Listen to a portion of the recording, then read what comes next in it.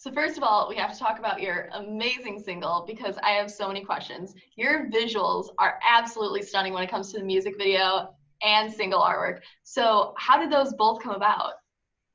Yeah, actually both were my ideas. I was like, for the single cover of Retrograde, I was like, I kind of want to, there's actually a message behind it. I kind of wanted to show that there's two sides to every situation, the light and the dark. And it's just like the yin and yang type thing. So my face is half dark in this green and half white. And then there's like the planets orbiting around my head, bringing the more literal planet retrograde sort of a meaning. But yeah, haven't really talked about the fact that like there's a message behind the light and there's two sides to everything. So that's the cover. And then for the music video, I wanted to show basically like what it feels like to go through a retrograde. So I'm in this black room to symbolize feeling like really, really dark. And there's this light, this consistent light that just like stays there like throughout the video that you could pick up on if you try, I guess. And I keep trying to get to the lights and I keep trying to touch it. And every time I try, I fall back and I don't get to the light, which is literally like what it feels like to go through like not even just like a retrograde, but like a dark time in your life that you feel like you like can't get out of. And you like keep trying and there's a light, but it's hard. But at the end of the video, I finally touched the light and it's not very clear. It's kind of a little inconspicuous, I guess. But then the whole screen kind of turns light and symbolizes like we made it, Very cool. And did you come up with the concept or how did that work? Yeah, I came up with that and I worked hand in hand with this director, Hunter, and we shot that and kind of like co-directed it, I guess, in Brooklyn a few months ago. And it was so fun. Such a great experience. That's amazing. And you wrote this during retrograde, like before everything crazy happened in the world. So where were you when you thought of the idea originally? So I wrote this like literally, I think it was the day that Corona was announced. And it was like when the whole world was literally just like, like what's gonna happen? Like, is it a hoax? Is it like, are we all gonna die? Like everybody was in such confusion. And that happened to be during the first Mercury retrograde of this year. So yeah, I wrote that in New York with this producer named Stavros and this other writer, IL. And we were just like confused. And also like at the same time, kind of just like the typical effects of the retrograde were happening. Like a guy had just left me, like my friends were being weird, like a lot of like unneeded sort of sadness occurring like the retrograde does. They both of them like were so on the same page and like we're relating on kind of just like the badness.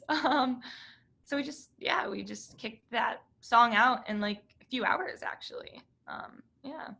That's awesome. And have you been working on new material recently? Oh yes, yes indeed. I just got back from LA.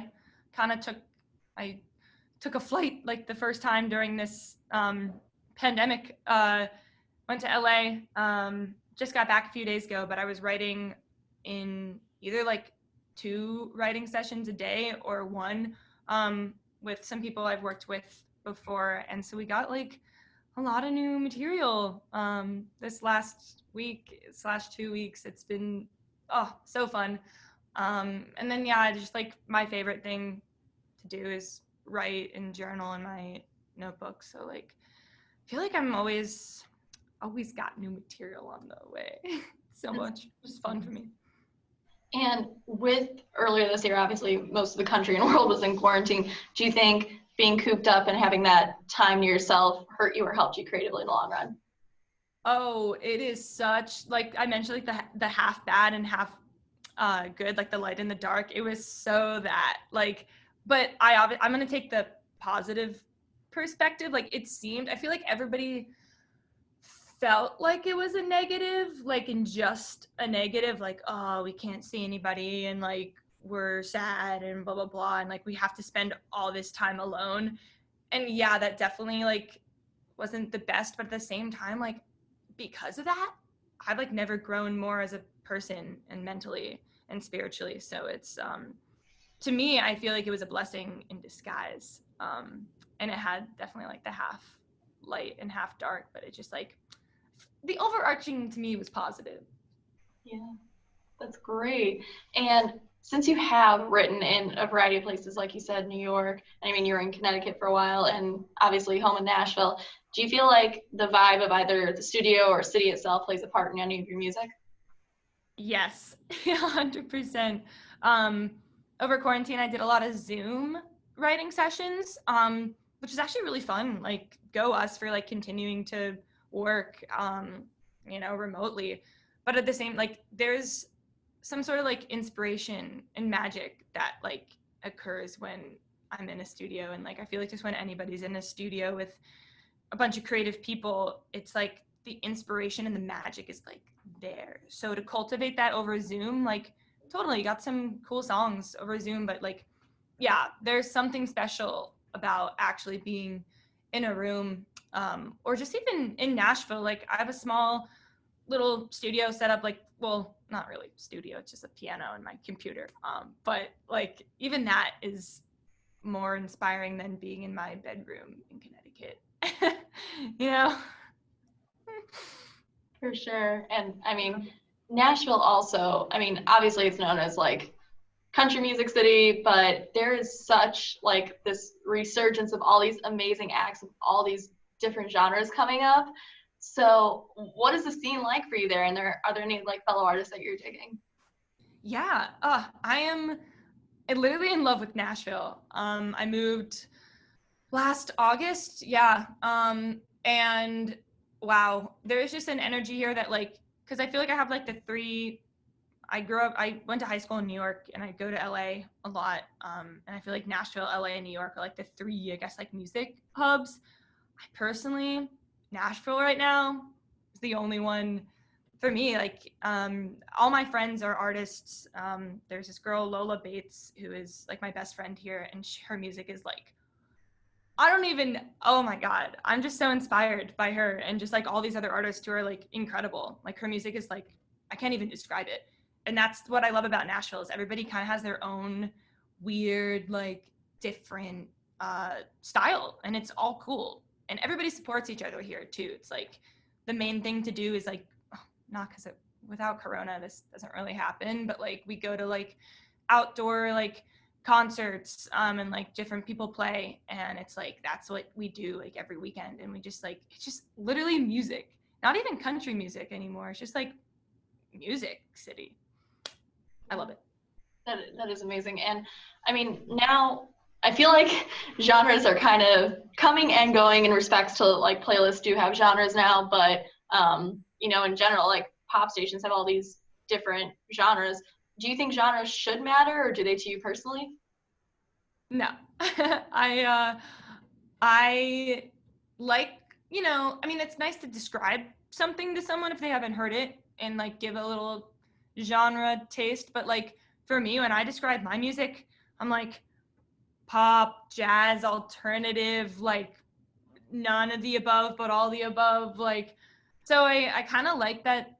I don't know. A lot of people in pop, like Billie Eilish is a good example, like kind of broke that pop barrier and kind of was like, I don't know, paved the way for musicians not to fit into like a certain box. And especially with pop, I feel like pop now is like popular music and it doesn't really like fall into a genre, which I like love. Yeah. Have your influences and just the music you listen to overall in general evolved over the years? Yes. Yes. I used to, let's see, my favorite artists kind of still remain from the artists that I listened to, I guess like growing up in middle school, like 21 Pilots. Let's be real, like they were my childhood and they still remain to be like probably my biggest inspiration, along with John Mayer and Frank Ocean. And I know they're so, and I like that. Like, those are literally 3 different genres, but they're my biggest inspirations. But now I kind of listen, once I moved to Nashville, all my friends, actually a lot of my friends are like metalheads, like they love metal. And so like I've been listening to like really random metal and rock, and like a lot of jazz too. And just randomness. And I kind of love the fact that like we all just like whenever we get together, we literally listen to like, it goes from like pop to jazz to metal to like alternative to indie. It's like, I love listening to, I guess, everything now. And do you think that's going to show with your new music, with the different genres? Yes. Ooh. Yeah, 100%. That's so exciting. Are you planning any releases or any projects? Next thing that's gonna happen is a Christmas project, which is still a little bit up in the air. But that's the next thing I'm gonna release. But in 2021, I mean, I don't know if this can happen, but I'd love to release an album, and that's like my goal for 2021, because I'm just like sitting on a bunch of songs that I'd love to share with the world, even if they don't get heard. I hope they do, but like I just want to like share them, you know. That's amazing.